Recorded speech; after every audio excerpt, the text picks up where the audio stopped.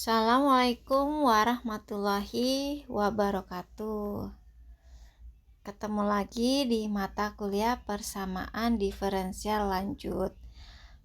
Pada pertemuan kali ini kita akan membahas aplikasi untuk persamaan diferensial pada ordo 2. Di sini saya ambil contoh yaitu sistem gerak. Persamaan diferensial lanjut dapat diaplikasikan pada sistem gerak. Nah, untuk sistem gerak ini kita berdasarkan hukum Newton 2 yaitu F sama dengan M dikali A, di mana F adalah gaya-gaya yang bekerja pada benda, sedangkan M adalah massa benda dan A adalah percepatan benda. Nah, dalam sistem gerak ini ada beberapa gaya-gaya yang terlibat. Nah, makanya di sini dituliskan dengan resultan gaya. Resultan itu adalah jumlah gaya. Nah, untuk gaya yang pertama yang terlibat yaitu gaya tarik benda, yaitu Fg sama dengan M dikali G. Fg disebut dengan gaya tarik gravitasi benda, M disebut massa benda, dan G adalah gravitasi. Lalu ada gaya pegas. Gaya pegas dituliskan dengan Fs. Fs sama dengan min K dikali Y plus delta L. Fs adalah gaya pegas, K disebut dengan konstanta pegas, Y adalah posisi benda, dan delta L adalah perubahan panjang pegas. Nah, untuk gaya yang selanjutnya yaitu gaya redam. Gaya redam yaitu Fd sama dengan min D dikali dy per dt. D adalah konstanta redaman, dy per dt sama dengan kecepatan benda. Lalu ada gaya eksternal yaitu Fe. Fe sama dengan Ft. Fe disebut dengan gaya eksternal. Lalu dipengaruhi juga oleh percepatan benda. Percepatan benda adalah d2y per dt kuadrat.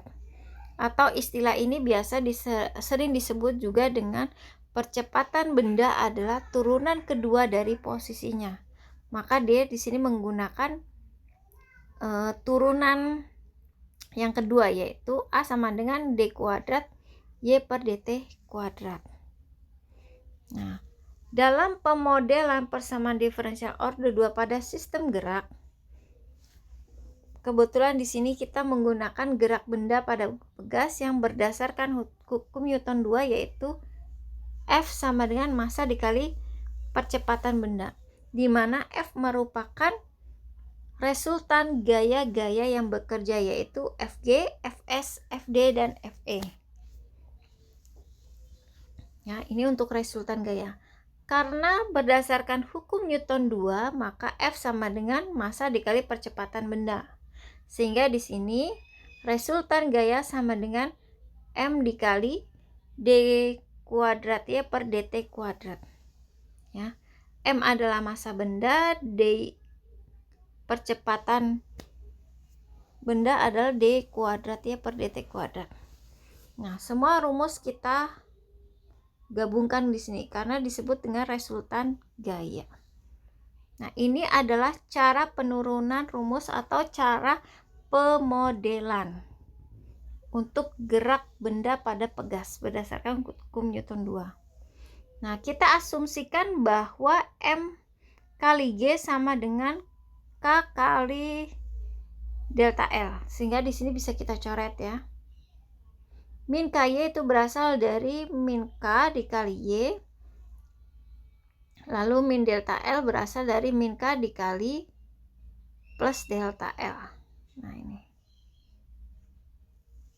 Karena asumsi bahwa M kali G sama dengan K kali delta L, maka ini bisa dicoret. Maka dituliskah dengan di sini disisahkan yaitu min KY min dy per dt plus ft. Nah, ini yang tersisa. Nah, sehingga ft sama dengan ya, Ft sama dengan M D kuadrat Y per dt kuadrat plus KY plus D kali DY. Nah, ini pemodelan untuk gerak benda pada gerak benda pada pegas berdasarkan hukum Newton 2. Modelnya. Nah, untuk sistem gerak benda pada pegas itu terbagi menjadi 4, yaitu jika Ft sama dengan 0 atau tanpa gaya eksternal maka disebut dengan sistem gerak bebas. Jika Ft tidak sama dengan 0 maka disebut dengan sistem gerak paksa. Jika D sama dengan 0 maka sistem disebut sistem tak teredam. Jika D lebih dari 0 maka sistem disebut sistem teredam. Oke, selanjutnya kita ke slide selanjutnya. Oke, kita pilih satu, yaitu sistem gerak bebas tak teredam, di mana Ft sama dengan 0, dt sama dengan 0.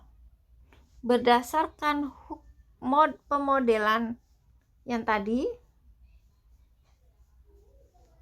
pemodelan ini ya, karena Ft sama dengan 0, dt sama dengan D kali dy per dt sama dengan 0, maka di sini persamaan ditulis dengan M dikali D kuadrat Y per dt kuadrat plus KY sama dengan 0. Nah, gerak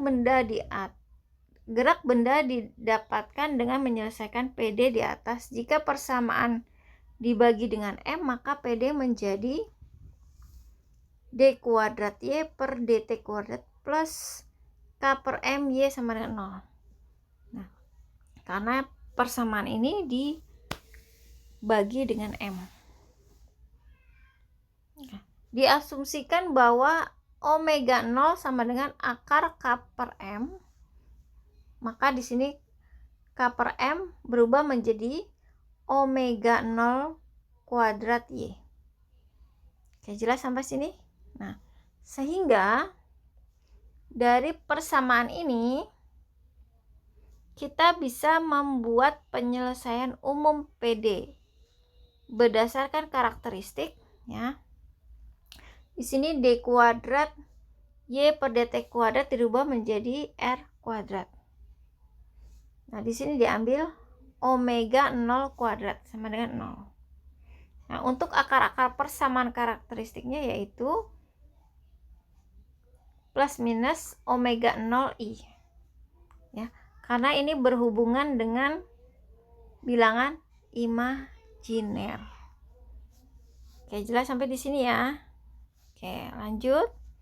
Sehingga penyelesaian umum PD yang menggambarkan gerak benda yaitu YT sama dengan C1 cos omega T plus C2 sin omega T. Ya. Karena R1, R2 itu sama dengan plus minus omega 0 I. Sehingga C-nya yaitu 1 ya. C-nya, C-nya 1. Kalau 1 kan berarti penyelesaian pada akar-akar kompleks konjugat yaitu YT sama dengan C1 cos omega T plus C2 sin omega T. Nah, jika persamaan dikali dan dibagi dengan akar C1 kuadrat plus C kuadrat, maka YT sama dengan ini. Nah, sehingga jika didefinisikan, maka R, nah ini kita pernah belajar tentang bilangan imajiner ya. Bilangan kutub, koordinat kutub ya. Di sini R sama dengan akar C1 kuadrat plus C2 kuadrat. Sedangkan cos theta, ini sudut tetanya, sama dengan C1 per akar C1 kuadrat plus C2 sin theta. C2 kuadrat. Ini aturan cos, ini aturan sin. Oke. Nah, ini ilustrasi gambar. Nah, maka persamaan menjadi YT sama dengan R cos theta cos omega 0T plus sin theta sin omega 0T, atau YT sama dengan R cos omega T min theta. Nah, untuk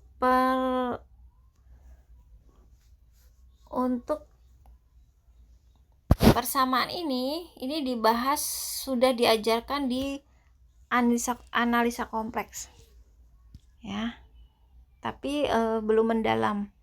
Nah, ini lebih dalam lagi. Oke.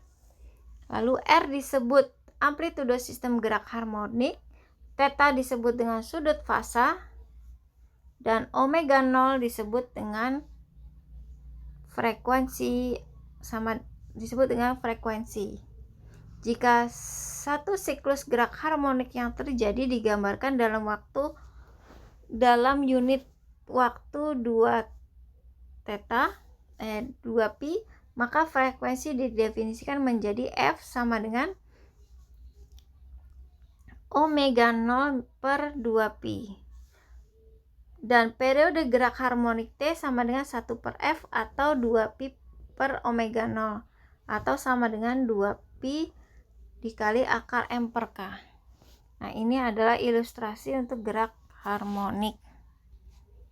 Nah, untuk contoh dan pembahasan, nah di sini ada sistem gerak harmonik benda yang tergantung pada pegas, pada seperti gambar. Ini gambarnya nggak ada ya, coret aja. Jika massa benda sama dengan 1/4 kg dan konstanta pegas sama dengan 16 Newton per M, redaman 0, pegas saat ditarik benda bertambah panjang 1 M dan mulai bergerak di atas kecepatan 8 meter per detik. Sistem tidak diberi gaya luar. Nah, tentukan model persamaan yang menggambarkan sistem gerak harmonik pada pegas pada contoh kasus ini. Oke, lalu yang kedua, tentukan persamaan gerak benda. Yang ketiga, tentukan amplitudo, sudut fasa, frekuensi, dan periode pada gerak benda. Nah, untuk penyelesaiannya, untuk model kita sudah mendapatkan rumus yang tadi setelah diturunkan, yaitu M dikali D kuadrat Y per DT kuadrat plus D kali DY per DT plus KY sama dengan FT. Nah, ini pada contoh kasus diketahui redaman D sama dengan 0, ini sama dengan 0 ya, gaya luar sama dengan 0, massa benda 1/4, konstanta pegas 16, sehingga model persamaan gerak harmonik pada pegas yaitu 1/4 D kuadrat per DT kuadrat plus 16 Y sama dengan 0. Oke, jelas sampai di sini ya.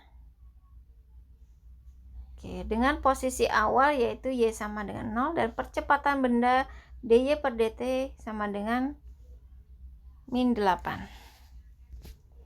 Nah, untuk persamaan gerak benda didapatkan dengan menyelesaikan model PD. Model persamaan diferensial pada A yaitu 1/4 D kuadrat Y per DT kuadrat sama plus 16 Y sama dengan 0. Maka jika persamaan dikalikan dengan 4, dihasilkan D kuadrat Y per DT kuadrat plus 6Y sama dengan 0, di mana Y0 sama dengan 1, DY per DT 0 sama dengan min 8. Nah, penyelesaiannya adalah dari persamaan ini, nah, kita bisa mendapatkan persamaan karakteristik, yaitu R kuadrat plus 64 sama dengan 0. Sehingga akar-akarnya adalah R sama dengan plus minus 8I. Sehingga solusi umum YT sama dengan C1 cos 8T plus C2 sin 8T. Oke, dengan memasukkan syarat kondisi awal, maka Y0 sama dengan 1, maka didapatkan bahwa C1 sama dengan 1. Dan Y aksen 0 dengan melalui syarat ini ya, dy per dt 0 sama dengan min 8. Sini kita masukkan persamaannya sehingga dihasilkan bahwa C2 sama dengan min 1. Sehingga persamaan gerak benda yaitu YT sama dengan cos 8T min sin 8T. Ini dari mana Bu persamaannya? Dari sini. Nah, C1-nya 1, C2-nya min 1. Sehingga persamaannya menjadi YT sama dengan cos 8T min sin 8T.